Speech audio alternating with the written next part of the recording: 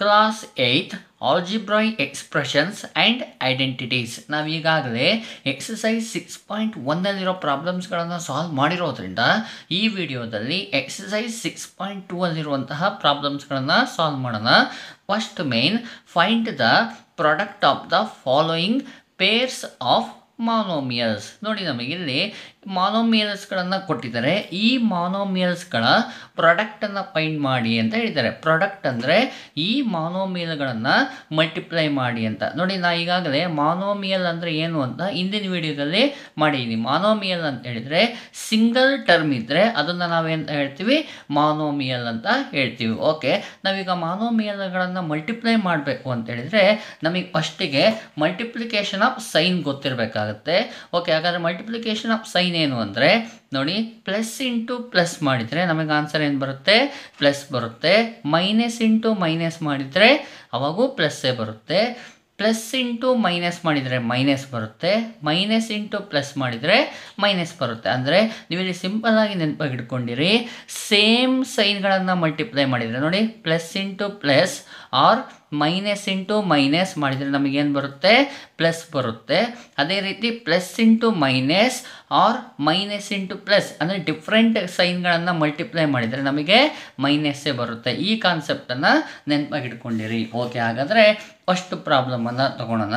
ನೋಡಿ, ಏನಿದೆ, 4 into 7p ಅಂತ ಇದೆ. ನಮಗೇನು ಮಾಡಿ, ಪ್ರಾಡಕ್ಟನ್ನು ಫೈಂಡ್ ಮಾಡಿ ಅಂತ ಹೇಳಿದ್ದೇನೆ. ಹಾಗಾಗಿ ನಾನು ಏನು ಮಾಡ್ತಾ ಇದ್ದೀನಿ, ಮಲ್ಟಿಪ್ಲೈಯನ್ನು ಮಾಡ್ತಾ ಇದ್ದೀನಿ. ಓಕೆ, ಮಾನೋಮಿಯಲ್ಗಳನ್ನು ಮಲ್ಟಿಪ್ಲೈ ಮಾಡಿ ಅಂದಾಗ ನಾವೇನು ಮಾಡಬೇಕು, ಅಲ್ಲಿರೋ ನಂಬರ್ಗಳನ್ನು ಏನು ಮಾಡಬೇಕು, ಮಲ್ಟಿಪ್ಲೈ ಮಾಡಬೇಕು. ಅಂದರೆ ವೇರಿಯಬಲ್ ಜೊತೆಗಿರೋ ನಂಬರನ್ನು ನಾವು ಕೋಎಫಿಷಿಯೆಂಟ್ ಅಂತ ಹೇಳ್ತೀವಿ. ಆ ಕೋಎಫಿಷಿಯೆಂಟ್ಗಳನ್ನು ಮಲ್ಟಿಪ್ಲೈ ಮಾಡಬೇಕಾಗಿರುತ್ತೆ. ನೋಡಿ, 4 7s 28. ಇದಕ್ಕಿಂತ ಮುಂಚೆ ನಾವು ಸೈನನ್ನು ಮಲ್ಟಿಪ್ಲೈ ಮಾಡಬೇಕು. 4 ಪಕ್ಕದಲ್ಲಿ ಏನೂ ಸೈನ್ ಇಲ್ಲ ಅಂದರೆ ಪ್ಲಸ್ ಇರುತ್ತೆ. 7 ಪಕ್ಕದಲ್ಲೂ ಏನೂ ಸೈನ್ ಇಲ್ಲ ಅಂದರೆ ಪ್ಲಸ್ ಇರುತ್ತೆ. ಪ್ಲಸ್ ಇಂಟು ಪ್ಲಸ್ ಪ್ಲಸ್ಸನ್ನು ಬರೆಯುವಂಥ ಅವಶ್ಯಕತೆ ಇಲ್ಲ.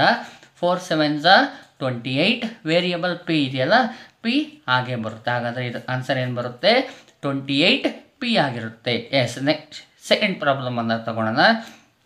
ಏನಿದೆ, -4p ಇಂಟು 7p ಅಂತ ಇದೆ. ಓಕೆ, ನೋಡಿ, ಫಸ್ಟಿಗೆ ಏನು ಮಾಡಬೇಕು, ಸೈನ್ ಮಲ್ಟಿಪ್ಲೈ ಮಾಡಬೇಕು. ಇಲ್ಲಿ ಮೈನಸ್ ಇದೆ, 7 ಪಕ್ಕದಲ್ಲಿ ಸೈನ್ ಏನೂ ಇಲ್ಲ ಅಂದರೆ ಪ್ಲಸ್ ಇರುತ್ತೆ. Okay, minus into plus minus ಆಯಿತು. 4 7s 28. ಇಲ್ಲಿ ನೋಡಿ, ವೇರಿಯಬಲ್ ಪಿ ಇದೆ, ಇಲ್ಲೂ ಸಹ ವೇರಿಯಬಲ್ ಪಿ ಇದೆ. ಇಲ್ಲಿ ನನಗೇನಾಗಿತ್ತು, ವೇರಿಯಬಲ್ ಒಂದೇ ಇತ್ತು, ಇದರಲ್ಲಿ ವೇರಿಯಬಲ್ ಇರಲಿಲ್ಲ. ಹಾಗಾಗಿ ಏನಿದೆ, ವೇರಿಯಬಲ್ ಹಾಗೇ ಬರ್ಕೊಂಡೆ. ಆದರೆ ಇಲ್ಲೇನಾಗಿದೆ, ಎರಡೂ ಹತ್ರನೂ ವೇರಿಯಬಲ್ ಇದೆ. ಎರಡೂ ವೇರಿಯಬಲ್ಗಳು ಏನಾಗಿದೆ, ಸೇಮ್ ಇದೆ. ಆದರೆ ವೇರಿಯಬಲ್ಗಳು ಸೇಮ್ ಇದ್ದಾಗ ಏನು ಮಾಡಬೇಕು ಅಂದರೆ ಆ ವೇರಿಯಬಲ್ನ ಪವರ್ಗಳನ್ನು ಆ್ಯಡ್ ಮಾಡಬೇಕಾಗತ್ತೆ. ಓಕೆ, ಇಲ್ಲಿ ನೋಡಿ, ಪಿನ ಪವರ್ ಏನೂ ಇಲ್ಲ ಅಂದರೆ ಒಂದಿರುತ್ತೆ, ಇಲ್ಲೂ ಪಿನ ಪವರ್ ಏನೂ ಇಲ್ಲ, ಒಂದಿದೆ. ಹಾಗಾದರೆ ಪವರ್ ನೋಡಿ, ಪಿಯನ್ನು ಹಾಗೆ ಬರ್ಕೊಳ್ತೀನಿ.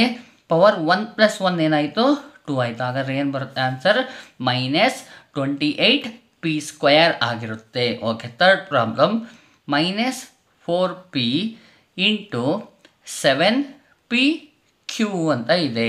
ಓಕೆ, ಎಸ್, ಫಸ್ಟಿಗೆ ಸೈನನ್ನು ಮಲ್ಟಿಪ್ಲೈ ಮಾಡೋಣ. Minus into plus minus, 4 7s 28. ನೋಡಿ, ಪಿ ಮತ್ತು ಪಿ ವೇರಿಯಬಲ್ ಸೇಮ್ ಇದೆ ಅಲ್ವಾ. ಹಾಗಾದರೆ ಇಲ್ಲೇನು ಇಲ್ಲ ಅಂದರೆ ಪವರ್ ಒಂದಿದೆ, ಇದ್ರ ಪವರು ಒಂದಿದೆ. ಹಾಗಾದರೆ p⁴ 1 + 1 ಅಂದರೆ 2 ಆಗುತ್ತೆ. ನೋಡಿ, ಇಲ್ಲಿ ವೇರಿಯಬಲ್ ಕ್ಯೂ ಇದೆ, ಇಲ್ಲಿ ವೇರಿಯಬಲ್ ಇಲ್ಲ. ಹಾಗಾದರೆ ಕ್ಯೂ ಏನಿರುತ್ತೆ, ಆ್ಯಸ್ ಇಟ್ ಈಸ್ ಹಾಗೆ ಬರ್ಕೊಳ್ಳೋಣ. ಓಕೆ, ಫೋರ್ತ್ ಪ್ರಾಬ್ಲಮಲ್ಲಿ ಫಸ್ಟಿಗೆ ಏನಿದೆ, 4p⁴ ಇಂಟು -3p ಅಂತ ಇದೆ. ಓಕೆ, ಸೈನನ್ನು ಮಲ್ಟಿಪ್ಲೈ ಮಾಡಬೇಕಲ್ವಾ. ನೋಡಿ, 4 ಪಕ್ಕದಲ್ಲಿ ಸೈನ್ ಏನೂ ಇಲ್ಲ ಅಂದರೆ ಪ್ಲಸ್ ಇರುತ್ತೆ. ಪ್ಲಸ್ ಇಂಟು ಮೈನಸ್ ಮೈನಸ್ ಬರುತ್ತೆ. 4 3s 12. ನೋಡಿ, ವೇರಿಯಬಲ್ ನೋಡೋಣ, ಇಲ್ಲೂ ಪಿ ಇದೆ, ಇಲ್ಲೂ ಪಿ ಇದೆ. ಹಾಗಾದರೆ ನಾನೇನು ಮಾಡಬೇಕು, ವೇರಿಯಬಲ್ನ ಪವರ್ಗಳನ್ನು ಆ್ಯಡ್ ಮಾಡಬೇಕು. ಇಲ್ಲಿ ಪಿನ ಪವರ್ ಏನೂ ಇಲ್ಲ ಅಂದರೆ 1 ಇದೆ. p⁴ + 1 ಅಂದರೆ ಏನಾಗುತ್ತೆ, 4 ಆಗುತ್ತೆ. ಹಾಗಾದ್ರೆ ಆನ್ಸರ್ ಏನು ಬರುತ್ತೆ, -12p⁴ ಬರುತ್ತೆ. ಓಕೆ, ಫಿಫ್ತ್ ಪ್ರಾಬ್ಲಮನ್ನು ತಗೊಳ್ಳೋಣ. ಫಸ್ಟಿಗೆ ಏನಿದೆ, 4p ಇಂಟು ಏನಿದೆ, 0 ಇದೆ. ಇಲ್ಲಿ ನೋಡಿ, ಆನ್ಸರ್ ಏನು ಬರುತ್ತೆ ಗೊತ್ತಾ, 0 ಬರುತ್ತೆ. ಯಾಕೆ ಅಂತ ಹೇಳಿದರೆ, ಯಾವುದೇ ನಂಬರಿಗೆ 0ಇಂದ ಮಲ್ಟಿಪ್ಲೈ ಮಾಡಿದ ತಕ್ಷಣ ಆನ್ಸರ್ ಏನು ಬಂದ್ಬಿಡುತ್ತೆ, 0 ಬರುತ್ತೆ. ಈ ರೀತಿಯಾಗಿ ಫಸ್ಟ್ ಮೇನನ್ನು ಸಾಲ್ವ್ ಮಾಡ್ಕೊಳ್ಳಿ. Second main, find the areas of rectangles with the following pairs of monomials as their lengths and breadths respectively. ನೋಡಿ ನಮಗೆ ಈ ಮೇನಲ್ಲಿ ಟೋಟಲ್ 5 ಕ್ವಶನ್ಸನ್ನು ಕೊಟ್ಟಿದ್ದಾರೆ. ಪ್ರತಿಯೊಂದು ಕ್ವಶನಲ್ಲೂ ನಮಗೆ ಲೆಂತ್ ಮತ್ತು ಬ್ರೆಡ್ತನ್ನು ಕೊಟ್ಟಿದ್ದಾರೆ. ಈ ಲೆಂತ್ ಮತ್ತು ಬ್ರೆಡ್ತನ್ನು ಯೂಸ್ ಮಾಡ್ಕೊಂಡು ನಾವೇನು ಮಾಡಬೇಕಾಗಿದೆ, ಏರಿಯಾ ಆಫ್ ರೆಕ್ಟ್ಯಾಂಗಲನ್ನು ನಾವು ಫೈಂಡ್ ಮಾಡಬೇಕಾಗಿದೆ. ಹಾಗಾದರೆ ಫಸ್ಟ್ ಕ್ವಶನನ್ನು ಬರ್ಕೊಳ್ಳೋಣ. P comma Q. ಇದರಲ್ಲಿ ಫಸ್ಟ್ ಒಂದನ್ನು ನಾನು ಲೆಂತ್ ಅಂತ ತೊಗೊಳ್ತೀನಿ, L is equal to P. Second ಒಂದನ್ನು ನಾನು ಏನು ಮಾಡ್ತೀನಿ, ಬ್ರೆಡ್ತ್ ಅಂತ ತೊಗೊಳ್ತೀನಿ, B is equal to Q. ಇಲ್ಲಿ ನಮಗೆ ಏರಿಯಾ ಆಫ್ ರೆಕ್ಟ್ಯಾಂಗಲನ್ನು ಫೈಂಡ್ ಮಾಡಿ ಅಂತ ಹೇಳಿರೋದ್ರಿಂದ ನಾನು ಏರಿಯಾ ಆಫ್ ರೆಕ್ಟ್ಯಾಂಗಲ್ ಫಾರ್ಮುಲಾವನ್ನು ಬರ್ಕೊಳ್ತೀನಿ. ಏನಿದೆ formula? Area of rectangle is equal to length into breadth. ಇದನ್ನು ನಾನು ಶಾರ್ಟ್ ಫಾರ್ಮಲ್ಲಿ ಎಲ್ ಇಂಟು ಬಿ ಅಂತ ಬರ್ಕೊಂಡಿನಿ. ಏರಿಯಾ ಆಫ್ ರೆಕ್ಟ್ಯಾಂಗಲ್ನ ಫಾರ್ಮುಲಾ ಏನಾಗಿರುತ್ತೆ? Length into breadth. ಓಕೆ, ಹಾಗಾದರೆ ವ್ಯಾಲ್ಯೂಸ್ಗಳನ್ನು ನಾವು ಸಬ್ಸ್ಟಿಟ್ಯೂಷನ್ ಮಾಡೋಣ. ನೋಡಿ, ಎಲ್ ಅಂದರೆ ಏನು? ಪಿ ಇಂಟು ಬಿ ಅಂದರೆ ಏನಾಗಿರುತ್ತೆ? ಕ್ಯೂ ಆಗಿರುತ್ತೆ. ಹಾಗಾದ್ರೆ ನಾವು ಇಲ್ಲಿರೋ ವೇರಿಯಬಲ್ಗಳನ್ನು ಏನು ಮಾಡಬೇಕು? ಮಲ್ಟಿಪ್ಲೈ ಮಾಡಬೇಕಾಗಿದೆ. ಇಲ್ಲಿರೋ ವೇರಿಯಬಲ್ಗಳು ಎರಡೂ ಸಹ ಡಿಫ್ರೆಂಟ್ ಆಗಿರೋದ್ರಿಂದ ಇದನ್ನು ನಾವು ಮಲ್ಟಿಪ್ಲೈ ಮಾಡೋಕ್ಕಾಗಲ್ಲ. ಇದನ್ನ ಏನು ಬರಿಬೋದು? ಪಿ ಕ್ಯೂ ಅಂತ ನಾವು ಬರಿಬೋದು. ನೋಡಿ, ಪಿ ಕ್ಯೂ ಅಂದರೆ ಮೀನಿಂಗು ಪಿ ಇಂಟು ಕ್ಯೂನೇ ಆಗಿರುತ್ತೆ. ಯಾಕೆ ಅಂದರೆ ಎರಡೂ ವೇರಿಯಬಲ್ಗಳು ಬೇರೆ ಬೇರೆ ಇರೋದ್ರಿಂದ ನಾನು ಪವರ್ಗಳನ್ನು ಆ್ಯಡ್ ಮಾಡೋದಕ್ಕೆ ಬರೋದಿಲ್ಲ. ಈ ಕ್ವಶನ್ ಆನ್ಸರ್ ಏನಾಗಿರುತ್ತೆ? ಪಿ ಇಂಟು ಕ್ಯೂ ಆಗಿರುತ್ತೆ. Second problem 10m, 5n. ಇದರಲ್ಲಿ ಫಸ್ಟ್ ಒಂದನ್ನು length L is equal to 10m ಅಂತ ತೊಗೊಂಡಿನಿ. ಸೆಕೆಂಡ್ ಒಂದನ್ನು breadth B is equal to 5n ಅಂತ ತೊಗೊಂಡಿನಿ. Area rectangle is equal to length into breadth ಆಗಿದೆ. ಓಕೆ, ವ್ಯಾಲ್ಯೂಸ್ಗಳನ್ನು ಸಬ್ಸ್ಟಿಟ್ಯೂಷನ್ ಮಾಡೋಣ.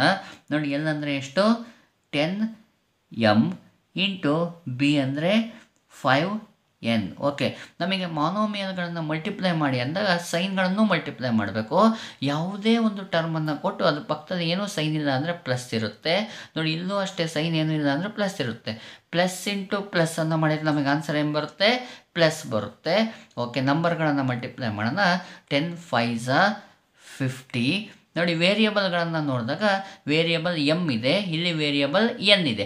ವೇರಿಯಬಲ್ಗಳು ಡಿಫ್ರೆಂಟ್ ಆಗಿದ್ದಾಗ ಆ ವೇರಿಯಬಲ್ ಏನಿದೆ ಅದನ್ನು ಹಾಗೆ ಬರ್ಕೊಳ್ಳೋಣ, ಎಮ್ ಎನ್ ಅಂತ ಬರ್ತದೆ. ಹಾಗಾದರೆ ಈ ಕ್ವಶನಿಗೆ ಆನ್ಸರ್ ಏನು ಬರುತ್ತೆ?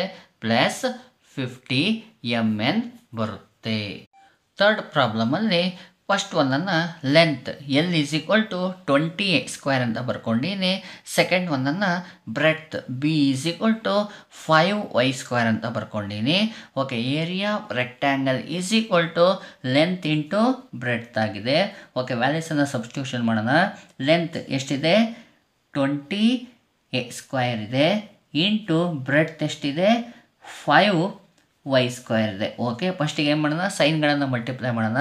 ಇಲ್ಲಿ ಸೈನ್ ಏನಿಲ್ಲ ಅಂದರೂ ಪ್ಲಸ್ ಇದೆ, ಇಲ್ಲೂ ಸೈನ್ ಏನಿಲ್ಲ ಅಂದರೂ ಪ್ಲಸ್ ಇದೆ. ಪ್ಲಸ್ ಇಂಟು ಪ್ಲಸ್ ಪ್ಲಸ್ ಬರುತ್ತೆ. 25 100 ಬರುತ್ತೆ. ಓಕೆ, ವೇರಿಯಬಲ್ಗಳನ್ನು ನೋಡೋಣ. ವೇರಿಯಬಲ್ ಇಲ್ಲಿ ಎಕ್ಸ್ ಇದೆ, ಇಲ್ಲಿ ವೇರಿಯಬಲ್ ಏನಿದೆ? ವೈ ಇದೆ. ಅಂದರೆ ಎರಡೂ ವೇರಿಯಬಲ್ಗಳು ಡಿಫ್ರೆಂಟ್ ಇದ್ದಾಗ ವೇರಿಯಬಲ್ ಏನಿದೆ ಅದನ್ನು ಹಾಗೆ ಬರ್ಕೊಂಬಿಡೋಣ, x² ಇಂಟು y². ಓಕೆ, ಹಾಗಾದರೆ ಈ ಕ್ವಶನ್ಗೆ ಆನ್ಸರ್ ಏನು ಬರುತ್ತೆ? ಪ್ಲಸ್ 100 x² y² ಬರುತ್ತೆ. ಓಕೆ, ಫೋರ್ತ್ ಪ್ರಾಬ್ಲಮಲ್ಲಿ ಫಸ್ಟ್ ಒಂದನ್ನು length L is equal to 4x ಅಂತ ತೊಗೊಂಡಿನಿ. ಸೆಕೆಂಡ್ ಒಂದನ್ನು breadth B is equal to 3x² ಅಂತ ತೊಗೊಂಡಿನಿ. Okay, area of rectangle is equal to length into breadth ಆಗಿದೆ. ಓಕೆ, ಲೆಂತ್ ಎಷ್ಟಿದೆ? 4x ಇಂಟು ಬ್ರೆಡ್ತ್ ಎಷ್ಟಿದೆ? 3x². ಓಕೆ, ನಾವೇನು ಮಾಡಬೇಕು? ಫಸ್ಟಿಗೆ ಸೈನ್ಗಳನ್ನು ಮಲ್ಟಿಪ್ಲೈ ಮಾಡಬೇಕು. ಇದಕ್ಕೆ ಸೈನ್ ಪ್ಲಸ್ ಇದೆ, ಇದಕ್ಕೂ ಸೈನ್ ಪ್ಲಸ್ ಇದೆ. ಪ್ಲಸ್ ಇಂಟು ಪ್ಲಸ್ ಪ್ಲಸ್ ಬರುತ್ತೆ. ಓಕೆ, ನಂಬರ್ಗಳನ್ನು ಮಲ್ಟಿಪ್ಲೈ ಮಾಡೋಣ. 4 3s 12 ಬರುತ್ತೆ. ಎಸ್, ಈಗ ಮಾಡೋಣ. ನಾನು ವೇರಿಯಬಲ್ಗಳನ್ನು ನೋಡಬೇಕು. ವೇರಿಯಬಲ್ ಎಕ್ಸ್ ಇದೆ, ಇಲ್ಲೂ ಏನಾಗಿದೆ? ಎಕ್ಸ್ ಇದೆ. ಹಾಗಾದರೆ ವೇರಿಯಬಲ್ಗಳು ಏನಾಗಿದೆ?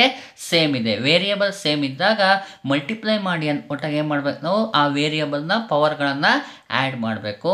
ಓಕೆ, ಎಕ್ಸಿನ ಪವರ್ ಏನೂ ಇಲ್ಲ ಅಂದರೆ 1 ಇರುತ್ತೆ. ಇಲ್ಲಿ ಎಕ್ಸಿನ ಪವರ್ 2 ಇರೋದ್ರಿಂದ x⁴ 1 + 2 ಪವರ್ಗಳನ್ನು ಆ್ಯಡ್ ಮಾಡಿದರೆ 1 + 2 ಮಾಡಿದರೆ ಆನ್ಸರ್ ಏನು ಬರುತ್ತೆ? 3 ಬರುತ್ತೆ. ಹಾಗಾದ್ರೆ ಆನ್ಸರ್ ಏನು ಬರುತ್ತೆ? 12x⁴ ಬರುತ್ತೆ. ಫಿಫ್ತ್ ಪ್ರಾಬ್ಲಮಲ್ಲಿ ಫಸ್ಟ್ ಒಂದನ್ನು length L is equal to 3mn ಅಂತ ಬರ್ಕೊಂಡಿನಿ. ಸೆಕೆಂಡ್ ಒಂದನ್ನು breadth B is equal to 4np ಅಂತ ಬರ್ಕೊಂಡಿನಿ. Area of rectangle is equal to L into B ಆಗಿದೆ, ಅಂದರೆ ಲೆಂತ್ ಇಂಟು ಬ್ರೆಡ್ತ್ ಆಗಿದೆ. ಇದು formula is equal to length ಅಂದರೆ 3mn, ಇದು ಕ್ವಶನಲ್ಲೇ ಕೊಟ್ಟಿದ್ದಾರೆ, ಇಂಟು ಬ್ರೆಡ್ತ್ ಅಂತ ಹೇಳಿದರೆ 4np ಆಗಿದೆ. ಈಸ್ ಈಕ್ವಲ್ ಟು ಸೈನನ್ನು ಮಲ್ಟಿಪ್ಲೈ ಮಾಡೋಣ, ಪ್ಲಸ್ ಇದೆ, ಇಲ್ಲೂ ಪ್ಲಸ್ ಇದೆ, ಪ್ಲಸ್ ಇಂಟು ಪ್ಲಸ್ ಪ್ಲಸ್ ಬರುತ್ತೆ. ಫಸ್ಟಿಗೆ ನಾವು ಪ್ಲಸ್ ಬರೀಲಿಲ್ಲ ಅಂದರೂ ಪ್ಲಸ್ ಇದೆ ಅಂತ. ಓಕೆ, ನಂಬರನ್ನು ಮಲ್ಟಿಪ್ಲೈ ಮಾಡೋಣ. 3 4s 12. ಓಕೆ, ವೇರಿಯಬಲ್ಗಳನ್ನು ನೋಡೋಣ. ವೇರಿಯಬಲ್ ಎಮ್ ಇದೆ, ಇಲ್ಲಿ ವೇರಿಯಬಲ್ ಎಮ್ ಇಲ್ಲ, ಹಾಗಾದರೆ ಆ್ಯಸ್ ಇಟ್ ಈಸ್ ಏನಿದೆ ಹಾಗೆ ಬರ್ಕೊಳ್ತೀನಿ. ನೋಡಿ, ಇಲ್ಲಿ ವೇರಿಯಬಲ್ ಎನ್ ಇದೆ, ಇಲ್ಲೂ ಸಹ ಎನ್ ಇದೆ, ಹಾಗಾದರೆ ನಾನು ಏನು ಮಾಡ್ತೀನಿ, ಈ ವೇರಿಯಬಲ್ಗಳು ಸೇಮ್ ಇದ್ದಾಗ ಅವುಗಳ ಪವರ್ಗಳನ್ನು ಏನು ಮಾಡಬೇಕು, ಆ್ಯಡ್ ಮಾಡಬೇಕು. ನೋಡಿ, ಎನ್ನಿನ ಪವರ್ ಏನೂ ಇಲ್ಲ ಅಂದರೆ 1 ಇರುತ್ತೆ, ಇಲ್ಲೂ ಪವರ್ ಏನೂ ಇಲ್ಲ ಅಂದರೆ 1 ಇದೆ, ಹಾಗಾದರೆ 10 to the power of 1 + 1 ಅಂದರೆ 2 ಬಂತು. ನೆಕ್ಸ್ಟ್ ನೋಡಿ, ವೇರಿಯಬಲ್ ಪಿ ಇದೆ, ಇಲ್ಲಿ ಪಿ ಇಲ್ಲ, ಹಾಗಾಗಿ ಪಿ ಅನ್ನು ಆ್ಯಸ್ ಇಟ್ ಈಸ್ ಹಾಗೆ ಬರ್ಕೊಳ್ತೀನಿ. ಹಾಗಾದರೆ ಈ ಕ್ವಶನಿಗೆ ಆನ್ಸರ್ ಏನು ಬರುತ್ತೆ, 12mn² p ಆಗಿರುತ್ತೆ. ಈ ರೀತಿಯಾಗಿ ಸೆಕೆಂಡ್ ಮೇನ್ ಪ್ರಾಬ್ಲಮ್ಸ್ಗಳನ್ನು ಸಾಲ್ವ್ ಮಾಡ್ಕೊಳ್ಳಿ.